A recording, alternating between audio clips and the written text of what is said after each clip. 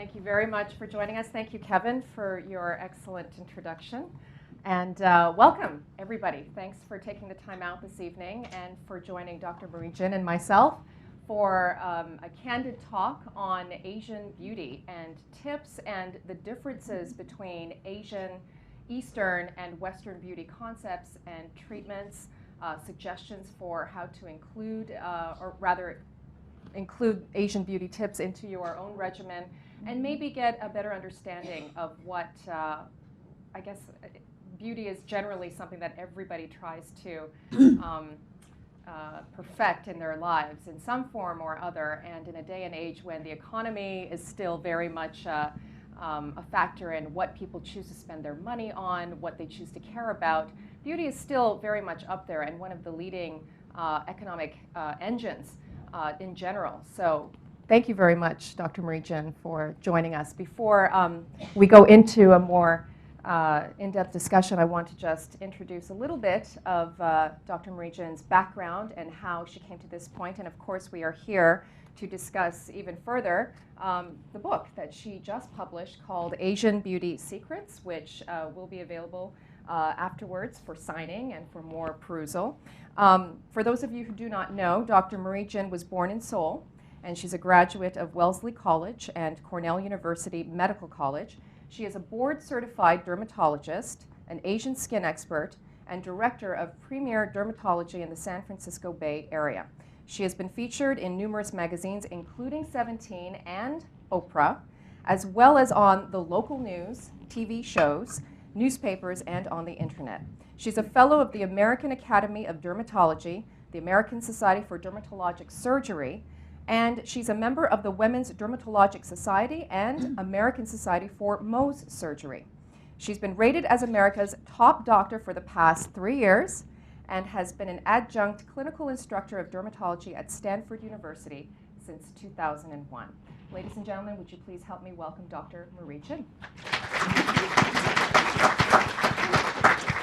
Thank you, Vivian. I want to thank everyone for coming today. I want to thank the Korea Society for inviting me, Susan for introducing me to the Korea Society, Vivian for being here to co-host, and Peter for the introductions, and Fran for hosting.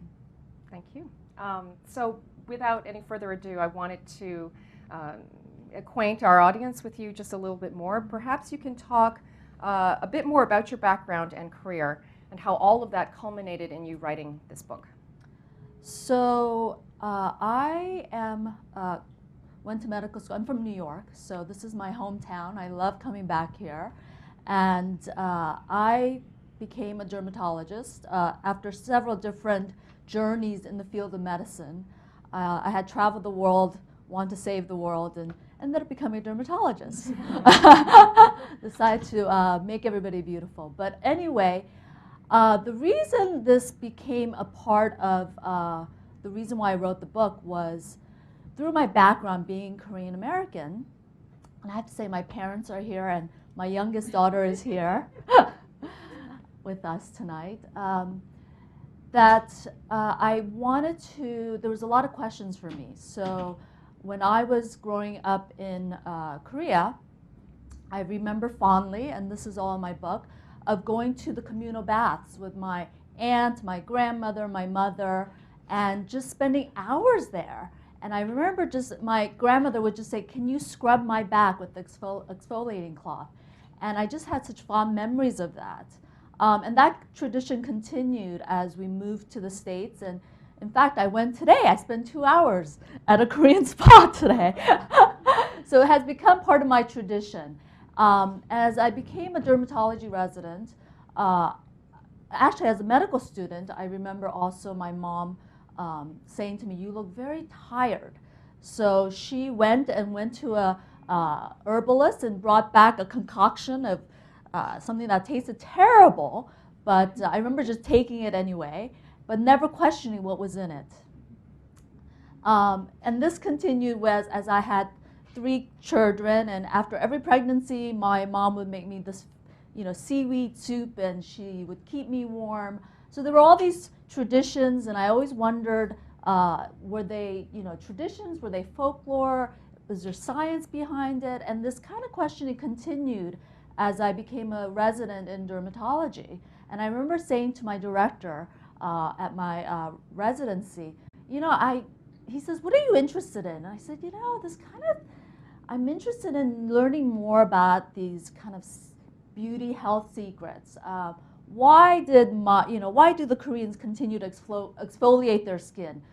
What does it do to the skin? What is the underlying histology after you do that to your skin?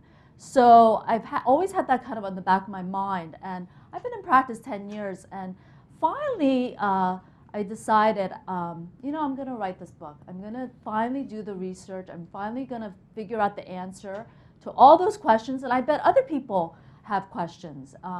So it was a journey of all, since I was little till now, of just trying to answer those kind of questions. And I think it's kind of a good time to learn about this because Asia is opening up to all, it's a big market, it's a booming market. And I wrote this book not just for Asian skin, this is for everybody. I think people are very fascinated with Asia and Asian beauty and the business of beauty. So this was just a way for me to kind of explore that and to maybe teach people what I've learned. It's funny when you mentioned the exfoliation part of it. I remember it as a child. Mom insisted on doing the demiro. I don't know how to say that in English, but it's similar to what the Romans would do centuries ago when they actually took off that layer of dirty, dirty skin, and I would just howl in pain because you had to soak in the bath for a long time. It was usually with steaming water, and whenever my relatives and I would get together, all the kids would compare our de miro stories, like how tough is it when your mom does it. So I have, it's nice to hear that led to a very successful career for you. So moving on, hopefully that segues into what we really want to get into is the specific differences between the Eastern perception of beauty and the Western perception of beauty. And I think just to launch us off, I don't think it's too much of a generalism to say that in Asian culture, the packaging is so important. How someone looks, how any object looks, how it's prepared for someone, how well it's wrapped, that kind of thing is very, very important. Western culture tends to look at that as too much of a proclivity towards what may be considered by Western perspectives as superficial. But I think there is a disconnect there that we might be able to repair. Perhaps you can discuss a little bit about what is the definition of beauty in both Korea, all three of the Korean, Japanese, and Chinese cultures, how that differs with Western culture, and is there a meeting place somewhere in between?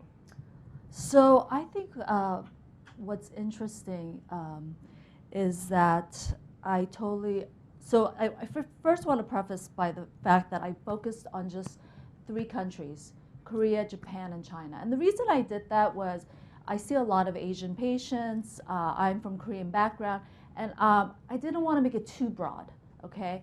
I think that Indian skin or Middle Eastern skin is very different from East Asian skin. So I focused really on those 3 countries, and I think there's a lot more of a similarity between the 3 countries. So the interesting thing that I found, the similarity of the definition of beauty, there were similarities and obviously differences, but the similarity I found among the 3 countries was the concept of the whole yin-yang, okay? That there's sort of this black, white, outer, inner, and so that is always a kind of a recurring theme in those 3 countries, is that, like Vivian said, this outer beauty is very important, but the inner beauty, you can't have the outer packaging without the inner harmony. And what I talk a lot about in my book is that finding that harmony between the inner and outer beauty.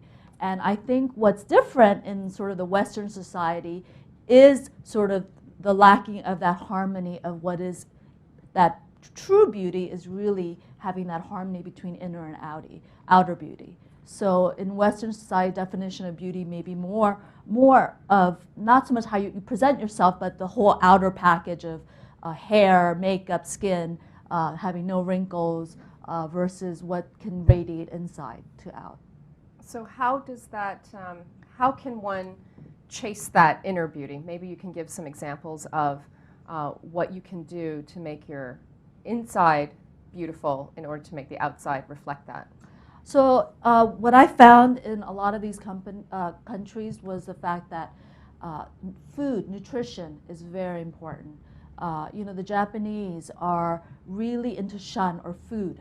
That if you don't eat well, then you're not going to have that health, that beauty. So that's an example. Or the Chinese really doing a lot of movement exercises, Tai Chi, having that harmony of movement and energy and flowing and bringing that into their health.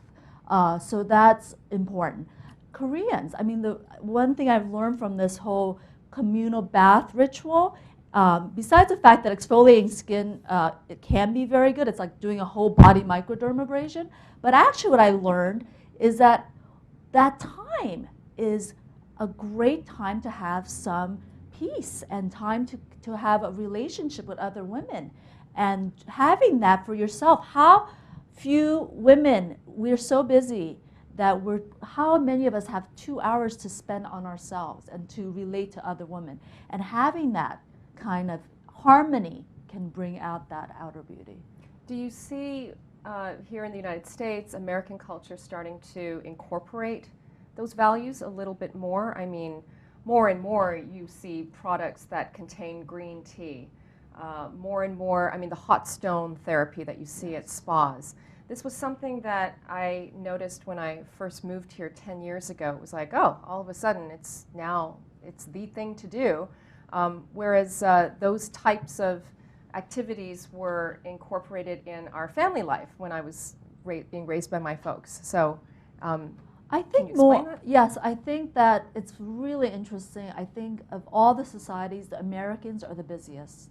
Europeans have the summers, they have the siestas, the Spanish have the siestas, but Americans are hardworking. We work hard, and having a relaxation is a 1 hour massage. If you really think about it, 1 hour is not that much out of not even, maybe once a month you'll get a 1 hour massage. But I think that, what was your question again, sorry? Is American culture reflecting some of these values? So I do think that what's really nice that I'm seeing is a lot of some of the habits are becoming very popular in the US. Yoga has taken off in the last 10 years. There are just so many more yoga studios. People are really learning how important that is to meditate, to do practices like that. We're seeing a lot more interest in sort of the Asian products. Green tea, you mentioned, is very popular. Not only applying it, but drinking it. So I think that, in fact, some of these Korean bathhouses, sometimes I go there and there are no Asians. It's mostly Caucasian. So I think it is becoming more popular. Okay. You did go through the specific differences between Japanese, Chinese, and Korean cultures on how beauty is defined. Are there old customs and beauty health tips in each culture that you can share with us? I know you go into it in some detail here.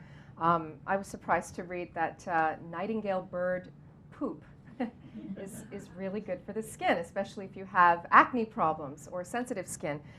Do you have any more like that you can share with us? Just entice people to pick up your book.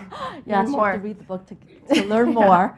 Yes, definitely. So we can go through each country, and I could give one secret from each country. So Korea, we can talk about ginseng. Ginseng is an important product that was developed in Korea.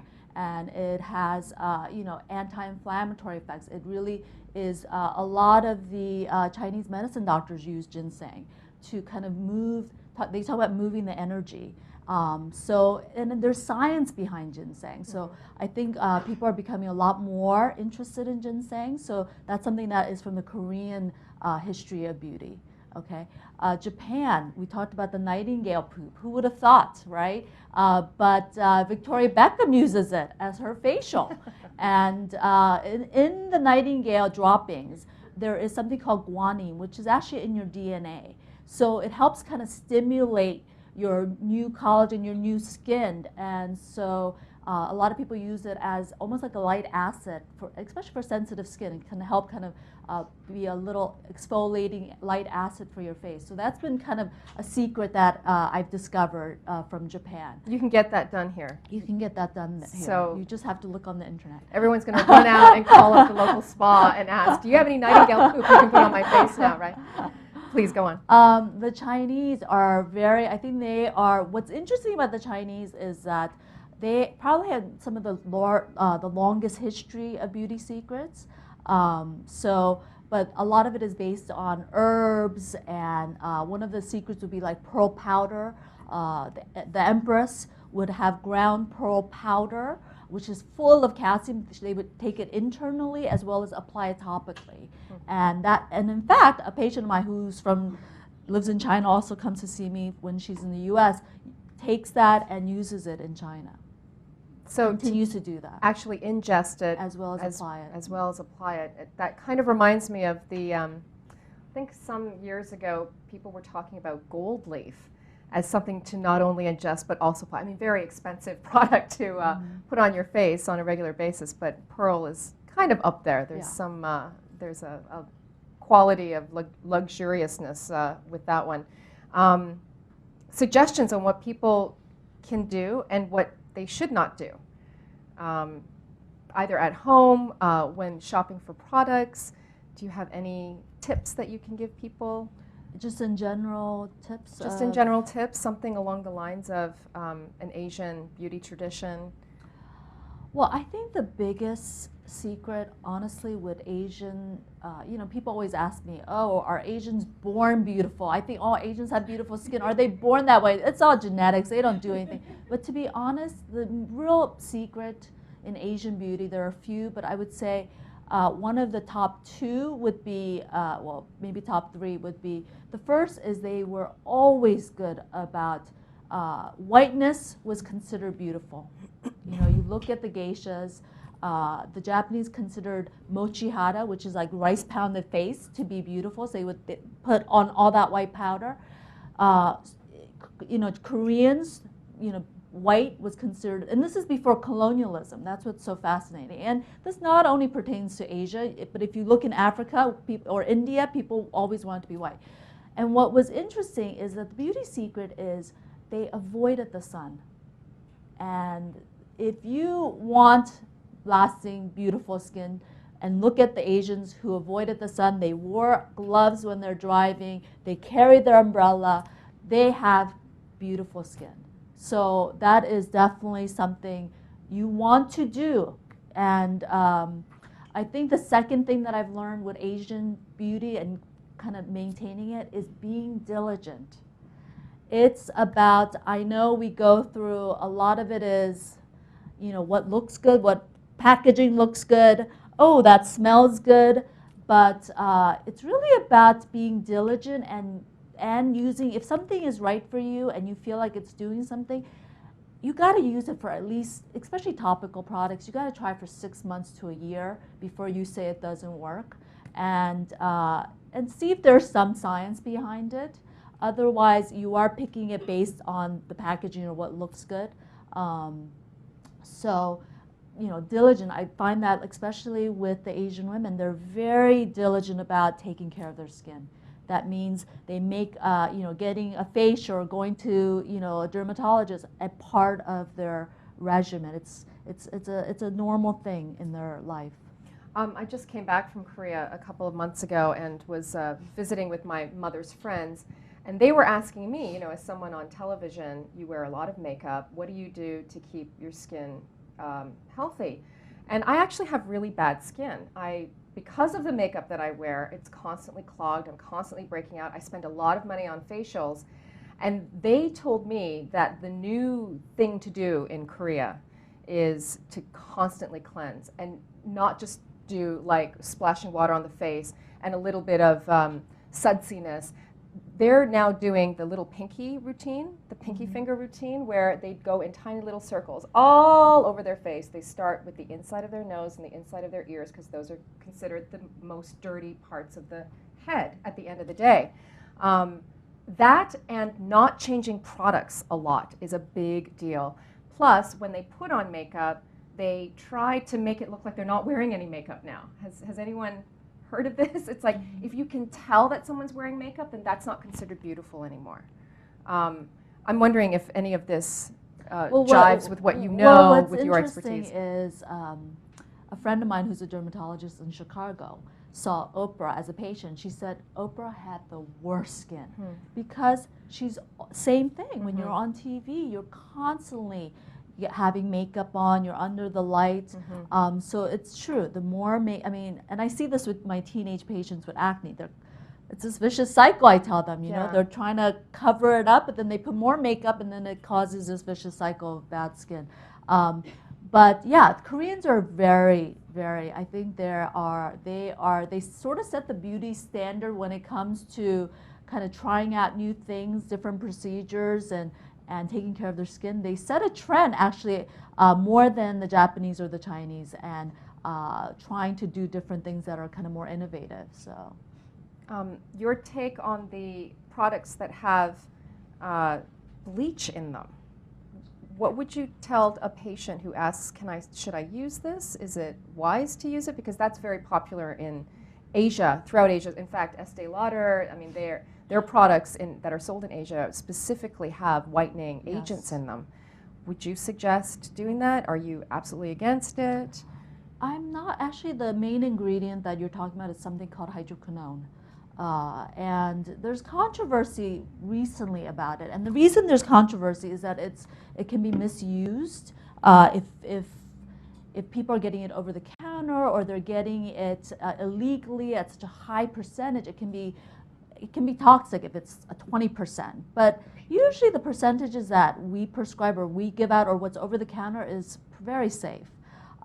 So unfortunately, in some countries they get it legally, and it's too high, and they can have problems with it. But you know, there are different types of bleaching agents, and I think that, like we said, one of the things with Asian skin is that as we get older, we don't get the tons of wrinkles.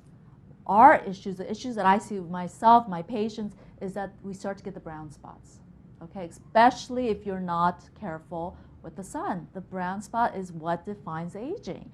And so everybody wants to have that pure skin, pure white skin. So there is nothing great unless you're doing lots of lasers. You could do lots of laser treatments, but to use sunblock and some bleaching agents. So I'm not against it. I think that if it's used correctly, that it can be beneficial.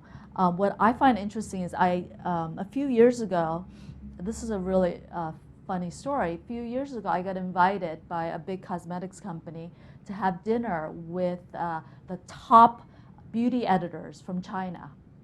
And this was about maybe 4 or 5 years ago in San Francisco. So I was going to meet with like 5 top senior beauty editors from Vogue China, Glamour China, and I was going to be the dermatologist they invited to dinner. And so I'm, you know, wow, these beauty editors, wow, it was so exciting. So I got all dressed up, and I went there, and they were all 20-year-olds.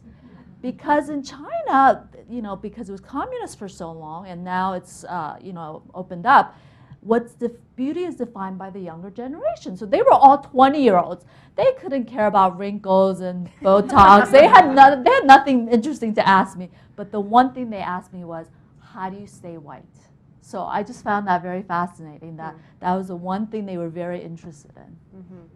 I find that's an interesting topic. It's something that has dogged me all my life, because I remember in college taking certain courses on sociology, on history, and your point about white skin being coveted in almost every culture around the world is well taken. I think it started as a socioeconomic thing. The whiter your skin, the richer you appeared to be. You were not working outside. These days, though, it's more of a health thing, isn't it? Just avoid the sun because of the increased incidence of skin cancer, and of course for vanity purposes, you get more brown spots indeed. Maybe you can talk a bit about what a lot of women discuss, I think, come a certain age, and in Korean society, in Korean culture especially, plastic surgery. You have a point in your book on how Korea is actually the center of plastic surgery in Asian culture. It has the highest per capita rate of going under the plastic surgery knife. This is, I think for many people, it's a topic of interest. Wanted to know how you deal with it, if a patient ever talks to you about whether he or she should go under the knife, and what your experience has been in coming across people who have. Is it something that you would suggest, not suggest? Well, I think that's a very personal choice. It's really, I mean, when it comes to plastic surgery, it's not my decision. I think that people already have it in their minds what they define as beauty and what they define as beautiful, and it's also in Korea. It's very common. I was just in Korea in May to do my book launch, and I was talking to some of the plastic surgeons, the dermatologists. There's one in every block. It is very, very affordable. And in fact, talking to the dermatologists and the plastic surgeons, it's very competitive. They don't make tons of money because they have to lower their prices. But for the consumer, it's great. They can really afford to get plastic surgery. It's a very affordable option. So I think that a lot of it is set by what they see on TV. The actresses and the actors, a lot of them have plastic surgery. So it's a very common thing. It's like sort of like, you know, going to Southern California, seeing someone with breast augmentation. It's sort of kind of norm. Sort of in Korea, it's the same thing. So plastic surgery is not a taboo. It's a very common thing. And, you know, although like you said, I think there may be a shift towards sort of looking more natural, looking more Asian, but I think there's still a lot of that Western influence of having, you know, the double eyelid, having more of a pointy nose and so forth. But I think that it's something that is still here to stay. Why is it more prevalent in Korea than in other Asian cultures? Anecdotally, I don't have any empirical evidence to support that, but it just seems to be. What's interesting, the Koreans they spend about 80% of their interest on the face and the 20% on the body. If you go to Brazil, it's 80% on the body and 20% on the face. Okay, and Brazil is like another huge per capita place for plastic surgery. It's very interesting. They do a lot of procedures, the Brazilians. I think Koreans are trendsetters. Koreans, I think, if we compare the three countries, Japan is the Japanese are purists. They don't do a lot of plastic surgery. It's interesting. They'll be different. They'll be individuals in the way they dress. And unlike Koreans, I think Koreans sort of kind of try to dress. I mean, I remember being there in May and I had short sleeves and I'm asking my friends, why am I the only one wearing short sleeves? She said, it's not the season to wear short sleeves yet. It's May, it's still spring. But I think, and China's kind of coming up to Korea very, very, very quickly. But I think Korea is sort of been always kind of good at being the trendsetters. And so I think that's why. Men are wearing makeup too in Korea. Yes, makeup. They're marketing makeup products. We're talking so that their complexions look good. They've likened this. I've got a cousin who's a journalist in Seoul, and she's done some work on this, and she says, for men, the appearance is the key to being promoted, getting the positions that they want. Even entry-level jobs that they really covet are now completely hinged on how they look, as well as how smart they are and whether they have the pedigree. I do touch on that in my book, how, yes, you could have two men from equally smart from Seoul University, the top university in Korea, but the one that's better looking will get the job. In China, what's interesting, they have a procedure where they actually break your bones and they elongate it so they can be taller because it's better, you get more jobs if you're taller. So It's amazing what steps people would take to land or get a girlfriend, get a boyfriend, or get a job or whatever. But honestly, I do see that in my practice as well in the U.S. In the Silicon Valley, we have it's very competitive in the tech industry, and I have a lot of my patients who say to me, I'm competing with younger and younger people. You have all these young kids working at Google, Facebook, so as they get older, they want to look younger. So it's interesting. Okay. I think we've teased our audience enough. We'd like to open it up to the floor to anyone who's got a question. And if you could stand up and maybe try and project as much as possible, especially if you're in the back. Yes, ma'am. Hi, I'm Beverly Chen. I'm with Asian Women in Business. And you brought up the question of aging and age spots, which are a major concern for Asian women. I've been looking at Costco, and take this down, ladies. They have on the shelf for less than $300 this light therapy, and you see it in the magazines that were handed out about this baby quasar. Does it work, and does it work effectively for Asian skin? So the question was, for those who couldn't hear, Costco is offering a light therapy service. A light therapy product called Baby Quasar. Baby Quasar, and the question was, is that something you're familiar with? Does it work? So that is a device. It's a LED device, as far as I know. So that is not going to help you with discoloration, unfortunately. We do have LED device, it's light emitting device. That's what it stands for. Right. In our practice and so forth, but it's more for fine lines, not for discoloration. The problem is that with Asian skin is very difficult to treat. So people have to be very careful. Even if they are doing lasers, I always recommend not only doing lasers, but also doing topical treatment. So a device, there's no one device that's going to help, unfortunately. Another question? Yes, at the back there. I think they're going to bring a microphone to you. If you can just be sure it's right up to you when you speak.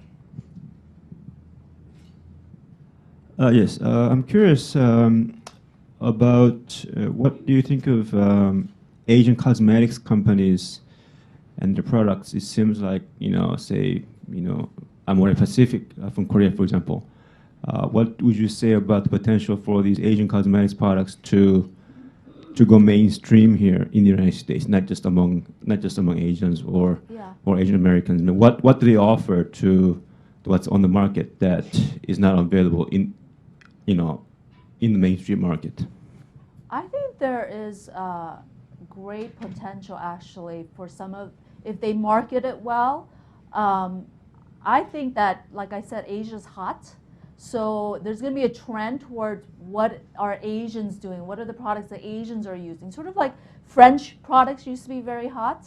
I do think that if it is marketed well and they have some science behind it, I do think that it can become very popular in mainstream U.S. Yeah, I definitely do. And some of the products have great ingredients. So.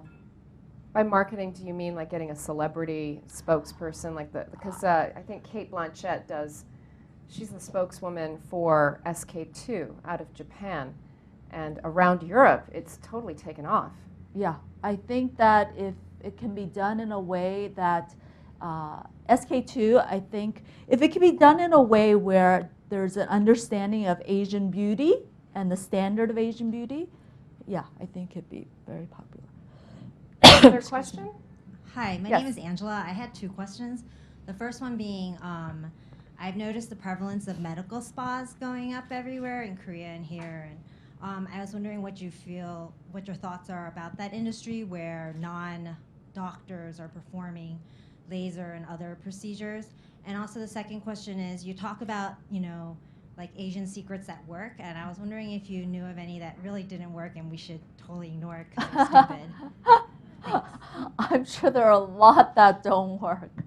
I can't say one Asian secret doesn't work because there's a lot of hocus pocus.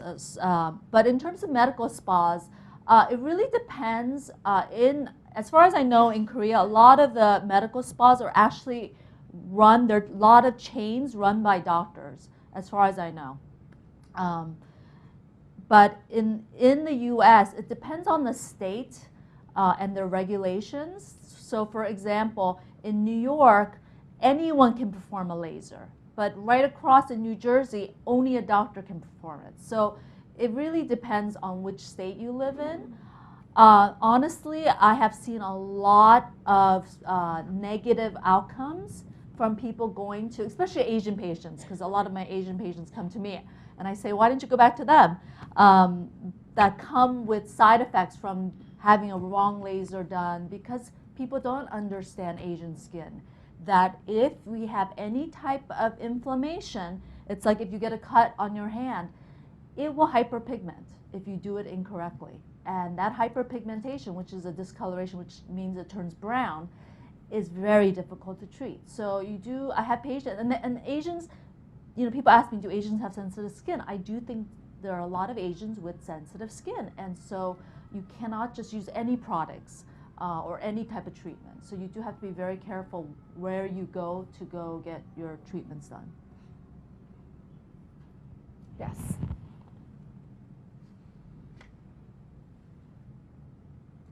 Hi, I'm Dick Radies. You know how blood has got different types, type A, type B, but Type O, yeah. does skin have different types? Is there a biological difference between Asian skin, Caucasian skin, Negroid skin? And if there is a difference, does this have an impact on something like either the cosmetics you use, or say you need a skin graft between one racial type and another type racial type? Is that something that you can do? Yeah, I mean, that's an excellent question. Of course, every skin is different, but it's not like blood where you necessarily get a rejection. So the skin is made of melanocytes. And so with Caucasian skin, there are fewer melanocytes. Melanocytes are pigment cells in your skin. So you can go through a whole grade. So type 6 skin, which is sort of African, very dark African American skin, has a lot of melanocytes. So they're going to be, if you did a biopsy on their skin, they have lots of pigment cells. If you go to the Caucasian skin, they're going to have there's different types of melanocytes. They have more of a white type of melanocyte, so they have less of the dark pigment.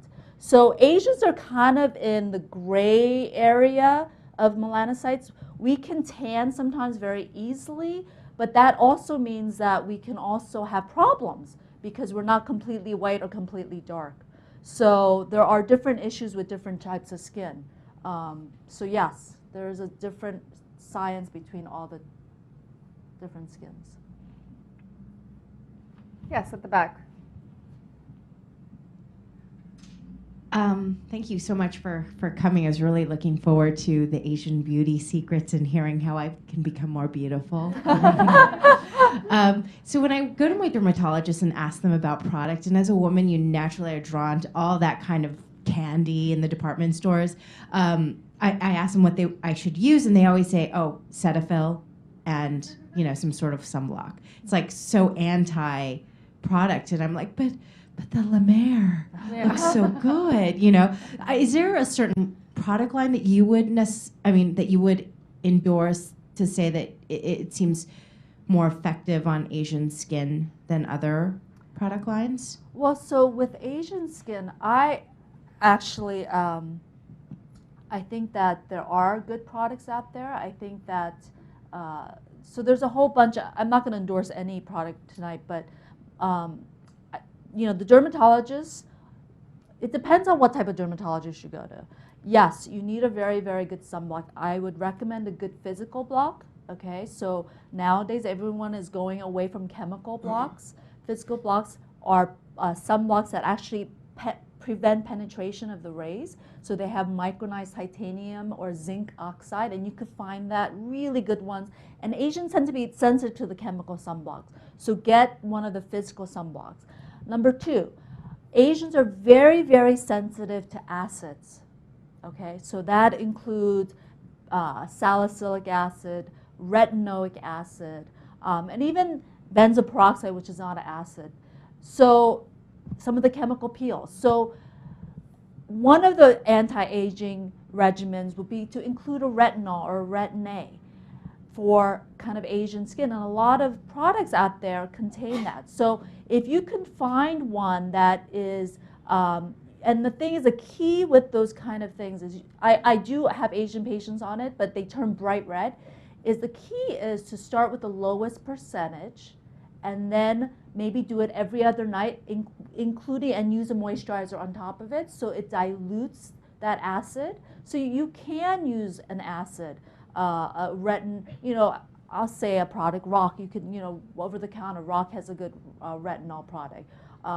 So any of those retinol products, just start with the lowest, or go to a dermatologist, and a lot of them carry the lower product retinol, so that would be good. Then you want to incorporate some of the antioxidants, right? So that includes vitamin C, or if you look in the Asian beauty secrets, ginseng is a good antioxidant, or green tea facials are a good antioxidant. You want to incorporate an antioxidant because what does the antioxidant do? It prevents you from, it kind of, the free radicals form as you start to age, so that blocks some of the free radicals. So you want to include an antioxidant. So those are kind of like the three things I would start off first, and then you can, okay, oh, La Mer is great marketing. It's a good enough product. It's a good moisturizer, but the reason why the dermatologist is saying use Cetaphil is because Cetaphil is just as good as moisturizer.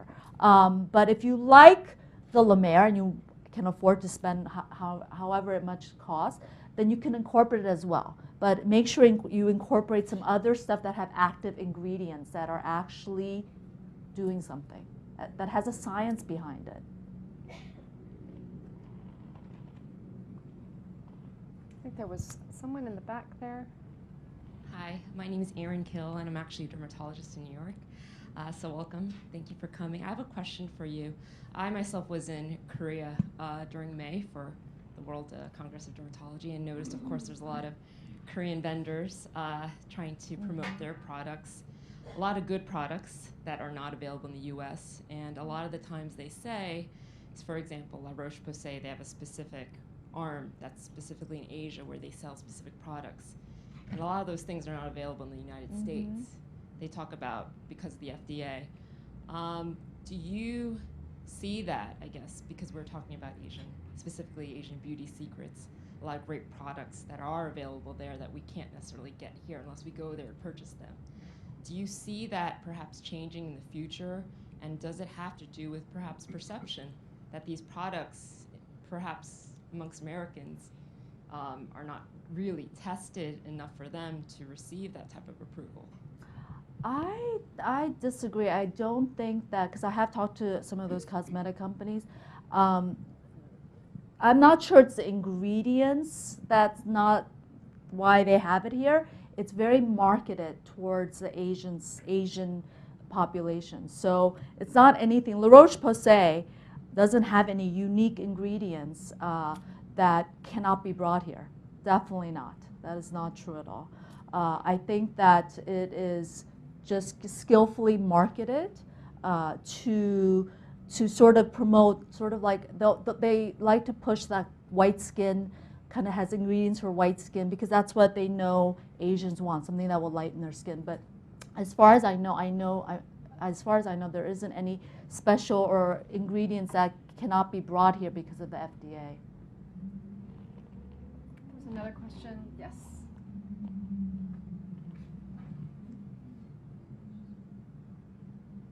Hello.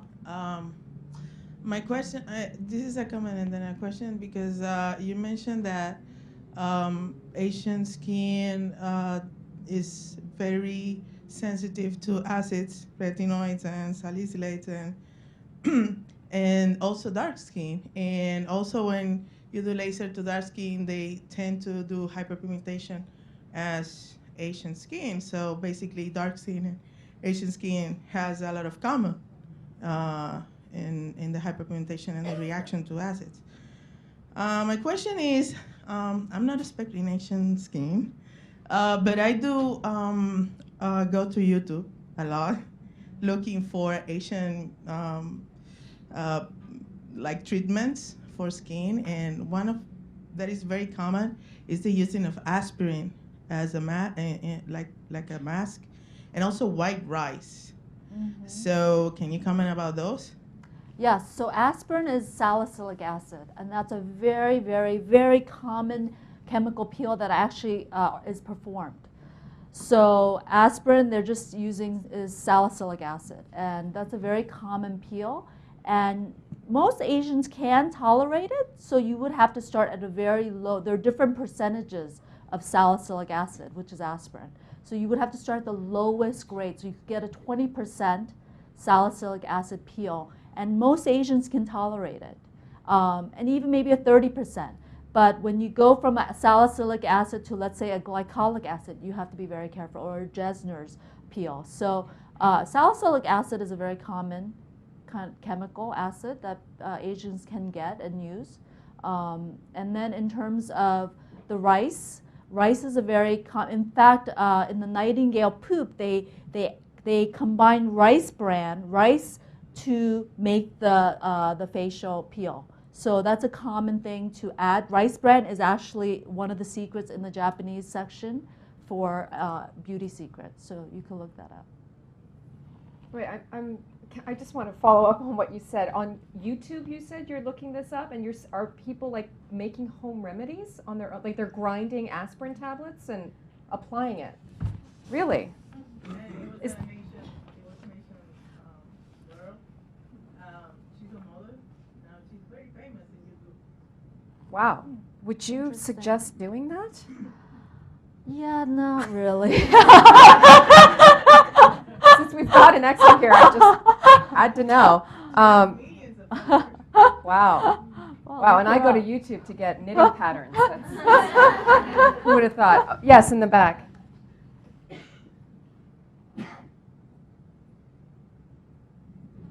Can you comment on fillers, like Radius, What would you Restylane? want to know about fillers?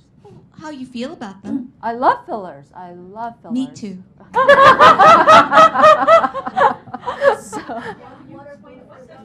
So filler is a injectable. So there are different types of fillers. You inject it to, people get the plump lips, okay? You see Meg Ryan with those big lips. She has a filler in her lips, okay? And so a filler is something you inject in your face to either plump it up, okay, or to erase wrinkles. So depending on the filler, you can kind of add cheekbones. You can enhance your lips. Nobody likes these nasolabial folds or those smile lines. So this is a very common area to use a filler. Very popular, very used in Korea. It's very popular in Korea. And I think I like it. I like it.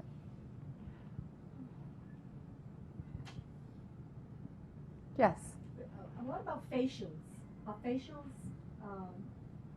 do they really do anything? The question was, Yes. do facials do anything? It depends on what type of facial you're getting. If you're getting sort of, feels good and they just kind of pat you down. But if you have, it depends on the type of facial you get. In my office, we do pretty aggressive facials where my acne patients get really good extractions done. It can be very beneficial. I see patients improve, their skin improve a lot more. Any more questions? Yes. A lot of skincare regimens I see in the States are a 3-step, but when I went to Korea, they start at like 8. You can go up to 13. So I was wondering how, and when I went to the doctor, they told me that I shouldn't even be using toners, so I was wondering what you thought about that. Like I said, Koreans are willing to do that. I think that, my patients, a lot of them are like, oh, if I give them 13 steps, there's no way. They're not going to make it. They're not going to do it. They're not going to last. So I think that sometimes among Koreans, sometimes they think more is better. So in a way, they think if I do more, I'm going to get more results. it might be a little bit of that as well. Yes.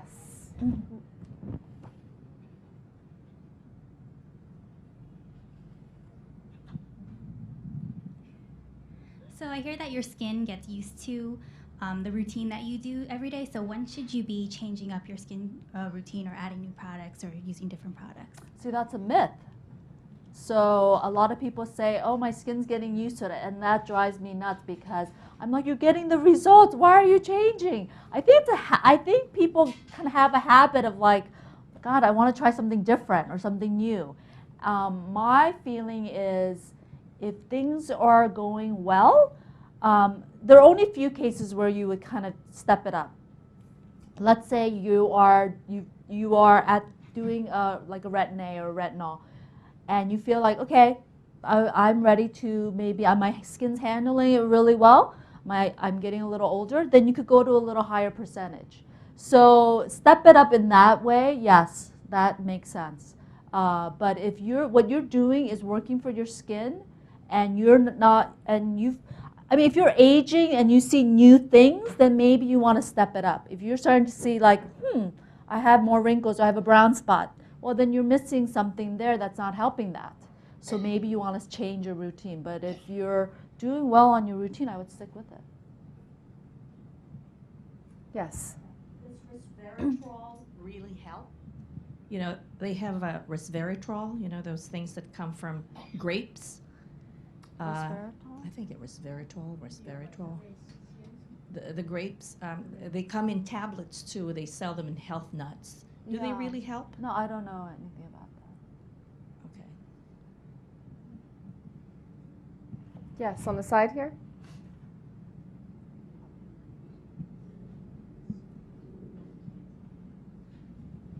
I have family members who just goes to the sauna and the steam rooms all the time, and I don't know if that really helps your skin at all.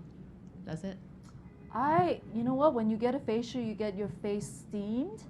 It does help open up your pores. So unless you have really, really bad rosacea where you turn very red, then you probably shouldn't go anywhere where you're always getting hot and you're turning more red. But I think the steam and sauna, I think it's fine. Okay, I think we're going to, unless there's one more question, is there? Okay, there's one more coming up here. Because we would like to leave some room for you to take a look at the book, get it signed perhaps. Dr. Jhin is going to hang out a little bit longer. And all the books, what's made from the books go to the Korea Society, so I really hope that you will buy it. Nothing comes to me, it's all for Korea Society. So, and I will sign books, so I will be here a little longer. Your question? Hi. Yeah, my question is relating to beauty trends. I guess right now laser hair removal is so popular. What do you foresee as like the hot new trend in the next couple of years? The hot new trend is fat melting. That is skin tightening, and fat melting is very, very hot. Everybody is no longer wants to go under the knife, and I have to tell you, the machines are getting better and better, where you don't have to get a facelift, where you can actually, you know, instead of getting a tummy tuck and by the way, Asians don't scar well, so a lot of people get hypertrophic raised scars. So that's very hot. The skin tightening, fat melting. Can you describe what fat melting is? Is it what it sounds like? Please. So, you know, traditionally people would have to go under the knife to do